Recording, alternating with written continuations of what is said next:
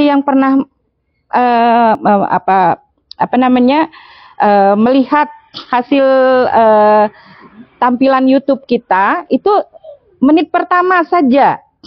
Tapi karena penasaran, dia lanjutkan ke menit kedua, ketiga, sejam kemudian 2 jam kemudian. Ada yang kemarin kita ngobrol ya Pak Mirza ya, cukup sejam aja gitu, cukup nggak? Karena pada dasarnya kedai Pak Itam ini adalah ruang di mana kita menyampaikan apa-apa yang ingin disampaikan tadi, seperti kata Bang Erling. Karena kita kehilangan ruang, betul. Ada bapak-bapak seniman di sini, gitu ya.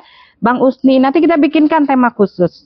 Bang Mansur, kita bikinkan tema khusus. Kenapa kita kehilangan seniman?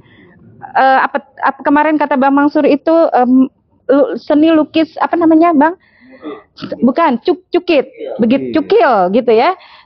Sampai saat ini tidak ada anak-anak muda yang benar-benar melukis. Padahal kita juga butuh area-area yang kita nggak punya. Balik lagi ke akademis tadi ya, oleh beliau ke Pak Mirza ini ya, kita kehilangan ruang untuk belajar sebetulnya, dan podcast ini sebetulnya ruang untuk belajar. Dan saya pikir alhamdulillah kalau misalnya malam ini kita terpantik untuk membuat mungkin komunitas kah, atau kemudian selalu melakukan kegiatan podcast, saya pikir kita termasuk yang satu resonansi tadi kalau kata Pak Mirza tadi ya. Kita dipertemukan kemudian untuk menjadi berada dalam satu resonansi khusus. Mungkin ini sesi closing terakhir dari Pak Mirza. Iya. Ada beberapa pertanyaan yang boleh. Tadi kan masanya ada perda. Ya. Oke. Tidak dilaksanakan. Oke.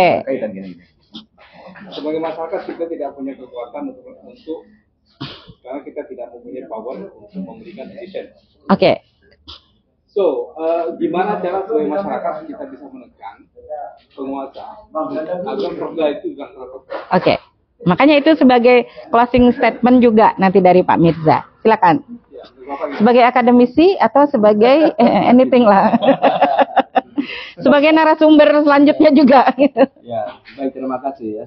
Kalau bicara akademisi berarti kita bicara ilmiah. Iya. Dan bicara ilmiah berarti kita ada metode ilmiah. Okay. Salah satu ciri ilmiah itu adalah empirik. Jadi sesuatu yang kita lihat nyata di lapangan, bukannya halusinasi, bukan yang kita bicarakan tadi kan. Nah, menarik yang dikatakan dari Bang Erling tadi, ya kan, bagaimana dampak pariwisata, bagaimana pelaku seni, bagaimana keberlanjutan ini gitu kan, apa nilai tambahnya untuk kesejahteraan masyarakat. Betul, saya katakan waktu itu dengan Kabid Budaya, saya akan bikin perda yang melindungi seni. Jadi saya bikin perda tentang pemberdayaan seniman dan mantan olahragawan. Kenapa? Saya khawatir yang meneruskan Pak Usni ini siapa bikin gambus. Yang meneruskan melukis-lukis itu siapa? Yang meneruskan seni betiong, yang di situ banyak sair, sitir dan segala macam siapa? Bergong siapa? Ya, demolog siapa? Jadi saya buat itu gitu. Dan tidak ada respon sampai saat ini gitu. Untuk melanjutkan itu gitu. Inilah bentuk stimulus bagi pariwisata. Makanya kelompok pariwisata, komunitas pariwisata ini harus melihat kebijakan-kebijakan yang telah dibuat ini. Karena dengan kebijakan ini bisa ditekan. You punya produk hukum, tapi kenapa nggak dijalankan gitu? Kami pelaku loh. Waktu kami ada turis datang ke Belitung, kita servis kemana nih? Cuma hanya melihat sumber daya alamnya aja. Yang mereka bisa boring, pas makan katanya, oh very expensive, ini memang sangat mahal makan gitu kan. Selesai, tidak akan balik lagi, returnnya tidak ada. Nilai kembali secara ekonomisnya kalau bicara ke akademisi tadi, tidak ada. Terus nilai kontinuitas kesejahteraan masyarakat ekonomisnya mana?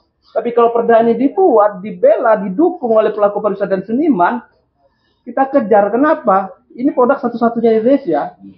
Jangan biarkan para pejabat, wakil rakyat kita ini hanya studi banding, hanya belajar dengan perda-perda yang ada di luar. Kenapa tidak kita tarik dengan sebuah perda ini? Mereka belajar ke Belitung. Jadi perda belum ada? Perda udah ada. Sudah ada. Tinggal pariwisata nanti menekankan ini. Kita datangi Pak Bupati, Pak Bupati ini perda nganggur ini, Iya, gitu kan? perda nganggur. Nah, Iya. Udah nganggur nih. Perda nganggur. karena memang perda itu harus dibikin dilaksanakan. Iya, laksanakan. Ini perintah rakyat. Dan ini inisiatif DPR, bukan turunan dari mana-mana. Gitu kan? Bagaimana perjuangan ini menggunakan uang rakyat loh. Kita menganalisis akademi, kita respon masyarakat. Ini satu produk yang bisa dibuat. Bayangkan satu produk ini karena cuma satu-satunya di Indonesia dibuat. Ada 540 kabupaten kota se-Indonesia. Jasa banyak-banyak deh. Kita tarik mereka 100 saja satu tahun datang ke, atau 50 aja datang. Satu rombongan DPRD bisa 20 sampai 25 orang yang menggunakan fasilitas. Kita bisa terakomodir kan, pariwisata bisa jalan. Pelaku